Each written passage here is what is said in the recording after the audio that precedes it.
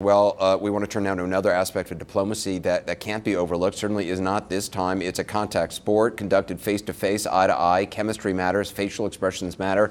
The president himself says so and spoke at length about it after his encounter with Kim Jong-un. With that in mind, the question is, how did it play out today? CNN's Tom Foreman shows us.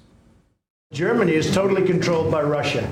The president's scathing critique of Germany made diplomats cringe, but no more so than his own team. Watch U.S. Ambassador to NATO Kay Bailey Hutchinson look away from her NATO counterpart, squirming. You can see Chief of Staff John Kelly look away from the president and pucker his mouth.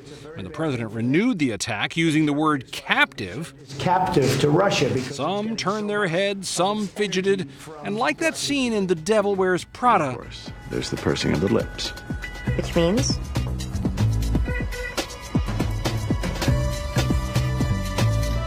Catastrophe. Catastrophe may be too much. After all, President Trump has famously given his European counterparts an eyeful of body language before.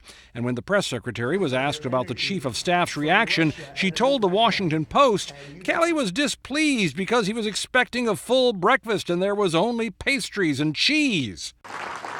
Still, body language can be louder than words at these international gatherings. When Trump shoved the Prime Minister of Montenegro aside at a photo op, critics and comics erupted. Who does that? But his fans? We love it. We're America. We're rude?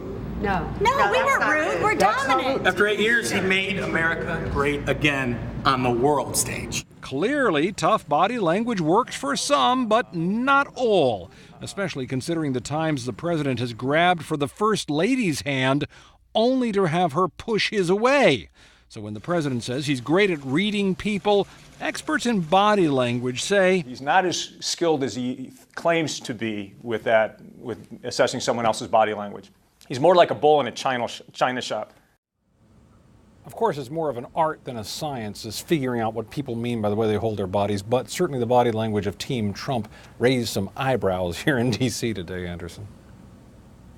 Tom, I just want to go back to something there. What did you say was Sarah Sanders' statement about Chief of Staff Kelly's reaction, that it was about not getting a full breakfast? Yeah. Is that for real? I have to think it's a real statement given to the Washington Post. I have to think she was joking, because that doesn't seem to be the issue. Actually, it looks much more like he's had more than he can stomach, not that he's not getting enough breakfast, Anderson. All right. Tom, thanks very much.